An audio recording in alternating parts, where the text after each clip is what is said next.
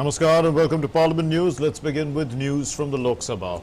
A bill to set up a commission for regulating and prescribing uniform education standards for allied and healthcare professionals was approved by Parliament, with the Lok Sabha giving its nod to the legislation by voice vote.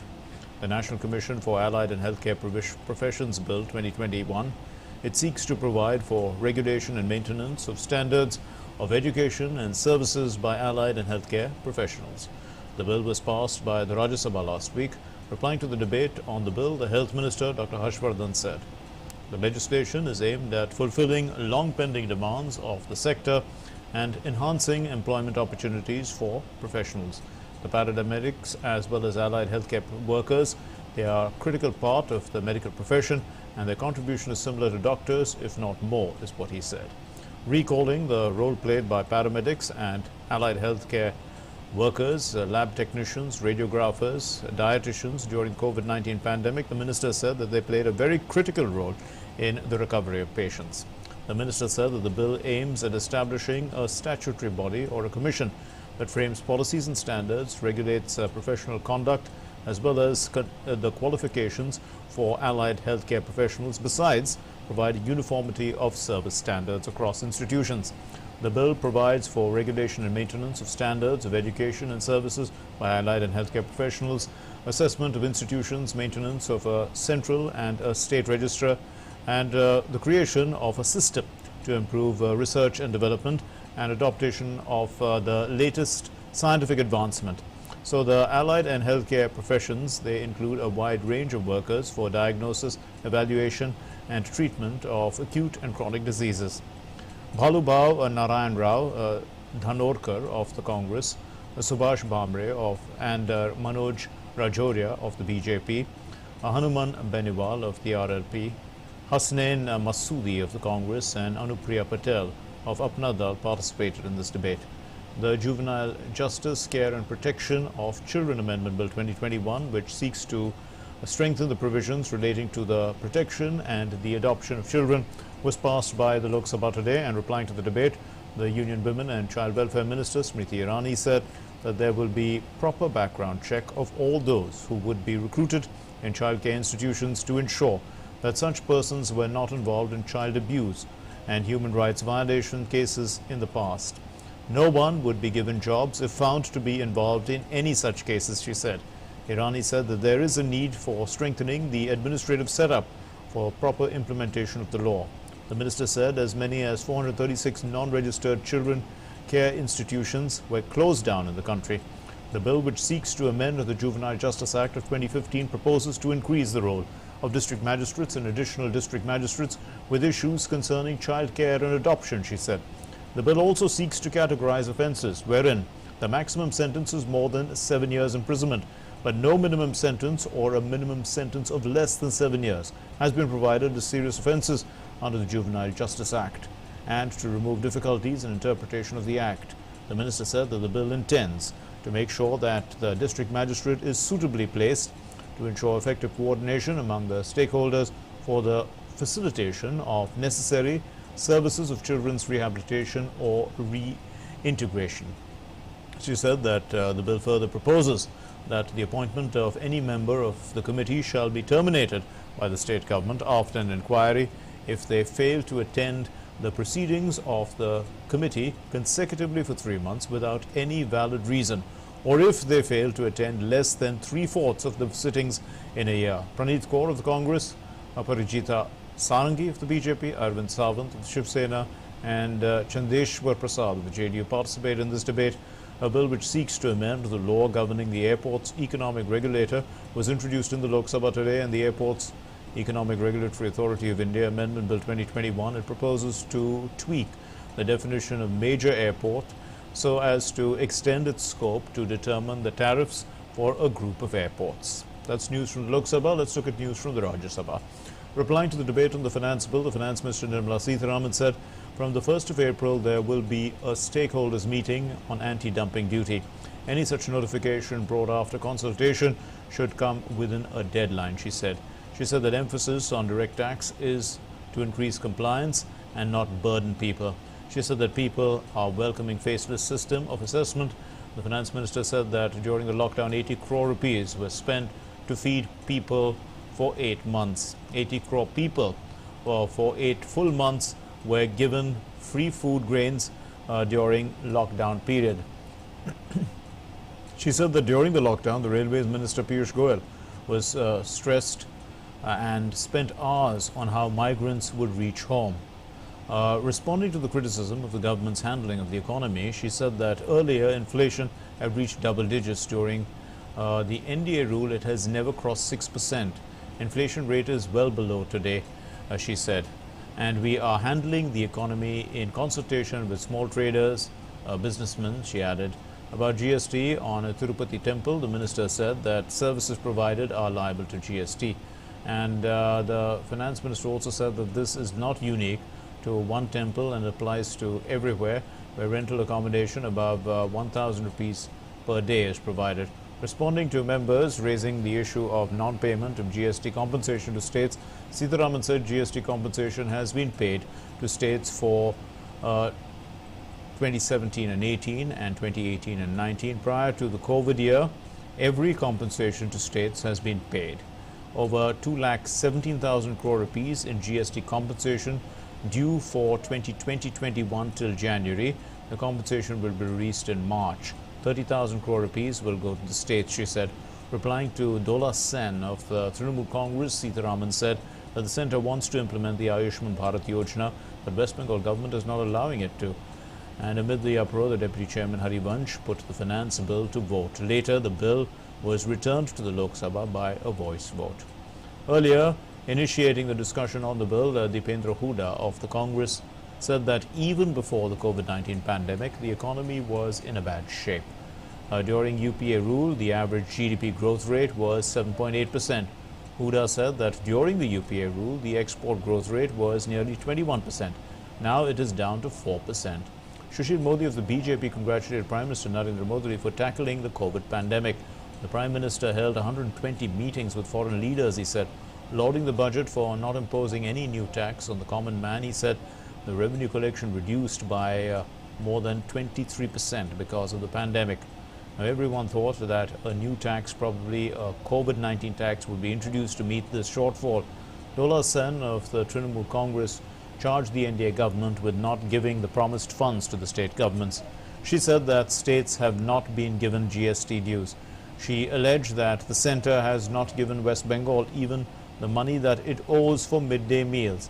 Amar Patnaik of the BJD said that the provisions of the finance bill will serve to decrease the divisible pool to be shared between the state and the centre. The goal of the finance bill should be to increase the divisible pool to be shared between the centre and the states. The TKS Elangovan of the DMK said that despite a reduction in international crude oil prices, the fuel prices in the country have gone up.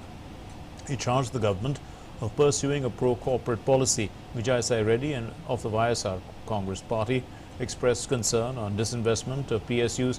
31 PSUs have got the cabinet's approval for privatization, including Vizag Steel Plant, he claimed. It is very unfortunate that the government has gone for privatizing such excellent PSUs. He said the Vizag Steel Plant was making profits till 2015.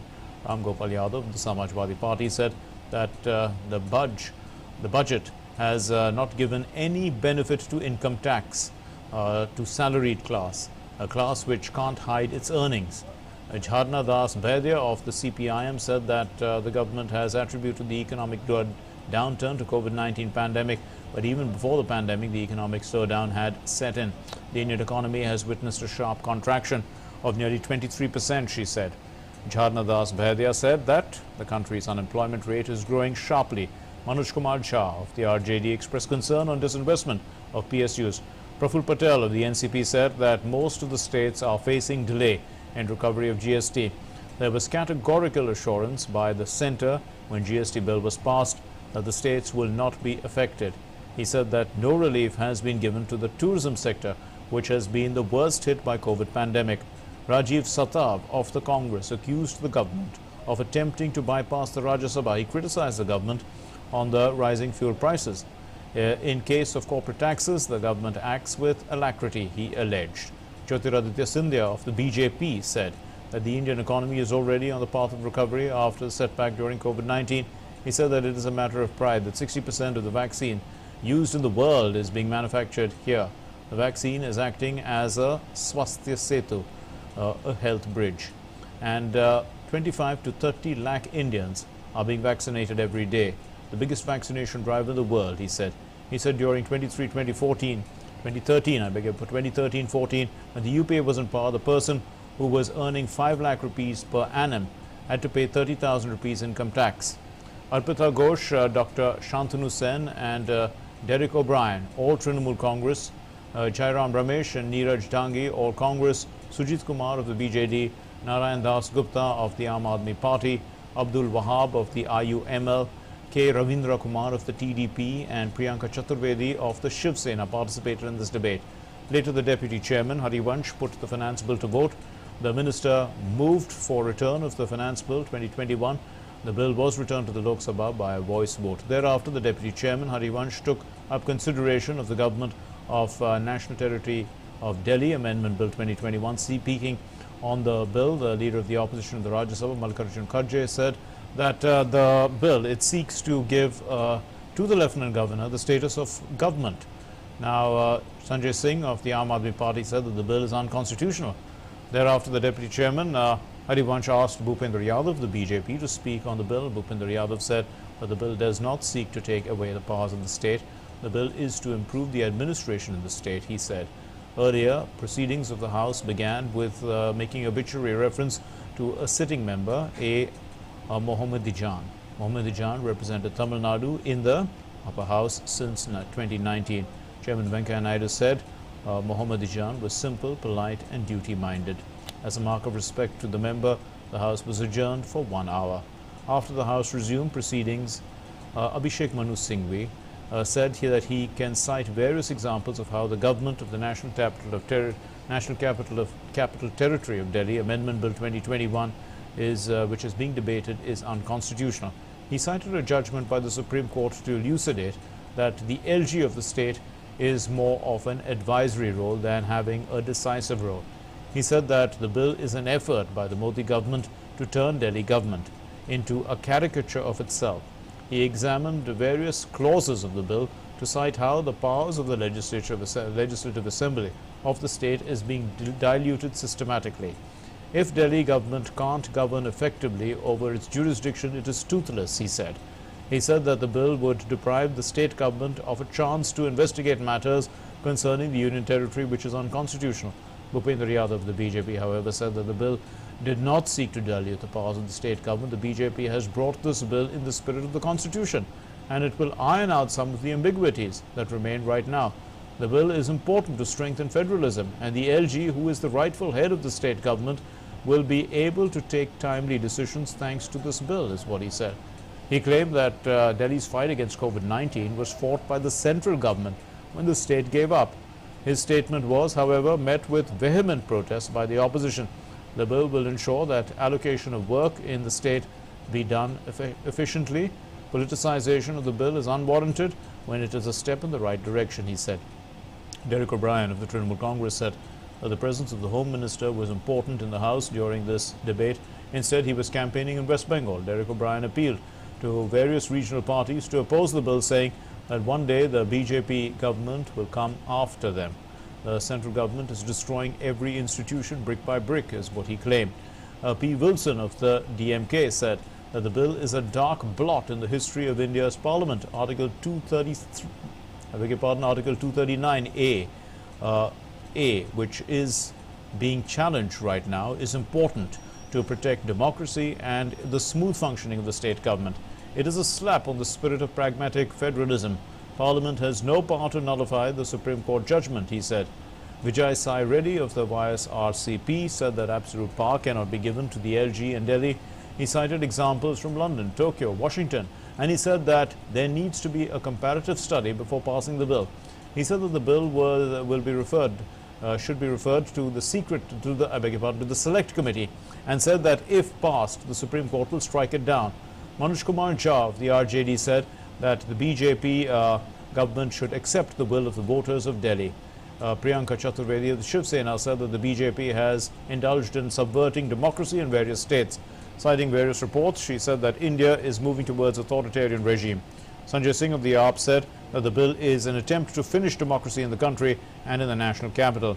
He said that the Kejriwal government had improved health and education infrastructure like never before. Kofi Annan and important press institutions like the New York Times had complimented the AAP government. This should be taken into account, he said. BJP has lost elections to Kejriwal twice, and so they are targeting his government, he said. Ramdas Athavale of the RPIA said that the bill does not seek to take power from the state government, but to give it to the LG. Rakesh Sinha of the BJP said that the Congress should stay away from a debate on democracy as they have indulged in various wrongdoings. He questioned the way in which the Congress had removed previously elected state governments. Replying to the debate, the Minister of State for Home, Kishan Reddy, said that there is no intention of this bill to take away powers of the state government. Nothing is being added that is contrary to the Constitution. The bill does not seek to amend the Constitution, he said. He said that Delhi is not a full-fledged state. He said that the original bill was brought in by the Congress back in 1991 and that the BJP is just amending it. He said that the NDA government has brought the amendments to the bill to solve problems being faced in implementation of the National Capital Territory Bill. He said that the proposed amendments in the bill will lead to transparency in the working of the government.